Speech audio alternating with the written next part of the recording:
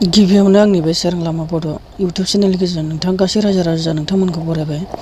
भिडिअनि गेजेरजों आरो मोनसे नोंथांमोननिसिम मिथिसार जाफ्लेबाय थानाय जोंनि बे बर' समाजा मोनसे जारिमिनारि ओरैबादि जानो हमगासिनो।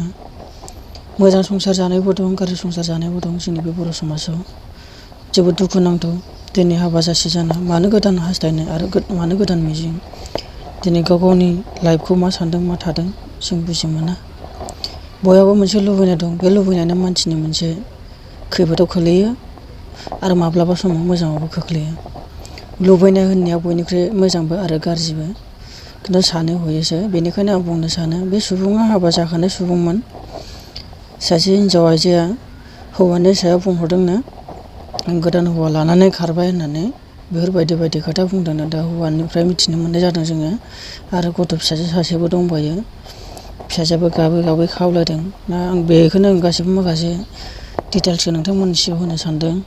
दा मोनसे साननो गोनां बाथ्रा नैबे आइजोआनो आरो बेनि हौवाया जादों नैबे जेबो न'खराव दावराव दावसि गैया होनदों। हौवाया मिथिनाय बायदिब्ला गुबुन हौवाजों खारदों होननानैबो खोन्थाना लादों बायदिनो हिनजावा।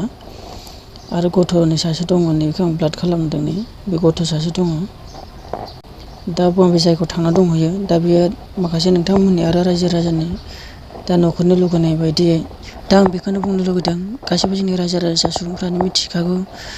जेब्लानिफ्राय जुलि जानानै हौवा हिनजाव मोनसे न'खर दानानै दिनै गथ' खाङो। दिनै गथ' खांनायनि बेलायाव आं बुंनो सानदों दिनै सासे गथ'आ बिमा बिफाखौ मोनसे मिजिं आरो थांखि थायो। दिनै सासे गथ'आ बिमा गैयाबा बेसेबां गोदाव सोराव जायो आरो सासे बिफा गैयाबा बेसेबां गोदाव सोराव जायो। दिनै जों गासै रायजो राजा सुबुंफ्रानो मिथिखागौ।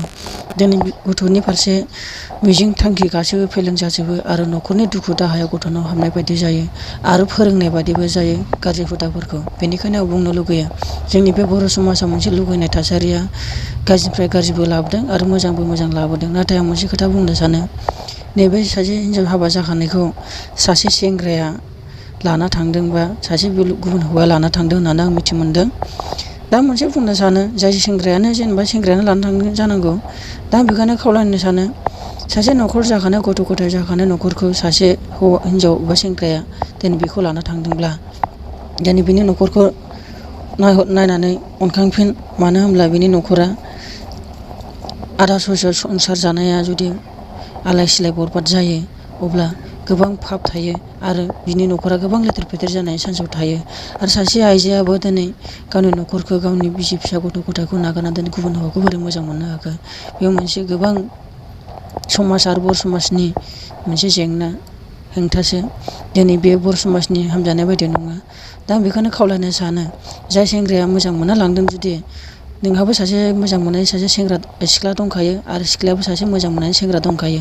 नाथाय आं बेखौनो खावलायनो लुगैयो जायफोर जुदि हाबा जाखानाय हौवाब्ला दिनै बे हाबा जानाय न'खरनि सासे हिनजावखौ लाना थांदोंब्ला दिनै मोनसे आं खावलायनो सानो हाबा जानाय जुदि हौवाब्ला दिनै नोङो हिनजाव गथाय नांगौ जादोंब्ला नोङो सिख्लाखौ लानो हागोन।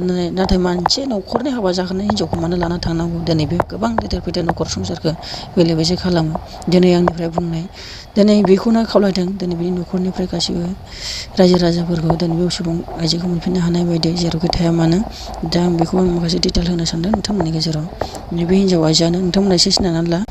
ओमफ्राय बेयाव लिरनाय दं हौवानि मुङा जादों प्रमद बसुमतारी, बिसिनि एरानि बसुमतारीया खारखुमाना दं। हौवानि मुङा जाबाय प्रमद बसुमतारी आरो बिसिनि मुङा जाबाय एरानि बसुमतारी।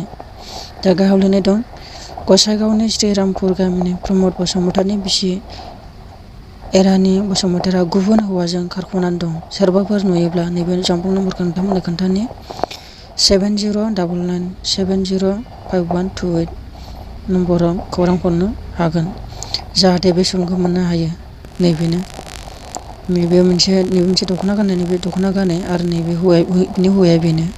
दिनै हौवाया बुंदों जेबो दावराव दावसि जायाखै होननानै बुंदों। नाथाय फिसाजो सासेबो दं, ब्लाड खालामनाय दं। फिसाजोआ नैबेनोमोन। फिसाजोआ बे दिनै बेबो गाबै बिमाखौ गाबज्रिदों आरो खावलायहरफिनदों। सासे फिसानि मोनसे आसा मिजिं माने हांमा दोनो आरोना बेफोरबायदि गाज्रि अबस्था खामानि मावनाय बादि जायो। आंनिफ्राय आं खावलायदों जाहाथे गावनि न'खरखौ गावनि फिसाय गथ'फोरखौ गोसोखांना फैफिनो। दायखौ मावो नङा गोबां सुबुङानो मावो। बेनिखायनो गावनि फिसायखौ फिसाय होननानै मानिना फैफिनदों आरो गोजोन न'खर मोजाङै संसार जाफिनगोन बेखौ आं हास्थायदों। आरो जाय हौवायाबो लाना थांदों मालाय हाबा जाखानाय न'खरखौ मानो बेफोरबायदि आलाय सिलाय खालामो। दिनै बे समाज आरो हारिनि आयेननि बारगा जादों। दिनै रावबो बेफोरबायदि आयेनखौ मानिनानै लाया। बेनिखायनो जायनि न'खराव फिसाय आरो गथ' दङ बेखौ गथायफिनगोन जाय सुबुङा लांदों। दिनै लुबैनाया मानसिनि गोबां गाज्रि। महरखौ नायनासो मोजां मोनदोंना सोलेरखौ नायना मोजां मोनदों। दिनै सोलेरखौ नायना मोजां मोनोबा जाय हौवाया हिनजाव गथाय लानोबा सिख्लाखौनो लानो हागोन। आं दहाय बुंनाय रावा बेनो। मालाय हाबा जाखानाय न'खरखौ सिलिंखार दा खालाम। सेंग्रा बेयाव हौवासो लिरदों आरोना। सेंग्रा बा सिख्ला दङ आरो सिख्लायाबो सेंग्रा दङ। बेनिखायनो आं खावलायदों दायाव हौवा लिरनाय दङ नालाय हाबा जानाय हौवाब्ला बिनि न'खरखौ अनखांफिन। आरो बर' समाजनि गेजेराव बे गोबां बेरेखा जायो। संसारनि लुगैनाया मानसिखौ हाखरसो खोलैयो। जाहाथे आरो माखासे जोंनि रायजो राजाफ्राबो अननानै बे सुबुंखौ जेरावखि नङा नैबे जानबुं नम्बराव नोंथांमोनहा खोन्थाहरफिनबानो जाबाय आरो 7011705128। दा आं बेखौनो जाबाबो जायाबो माखासे इडुकेसन टाइपै माखासे बुंफोरबाय आरो जाहाथे बे सुबुंखौ मोननो हायो।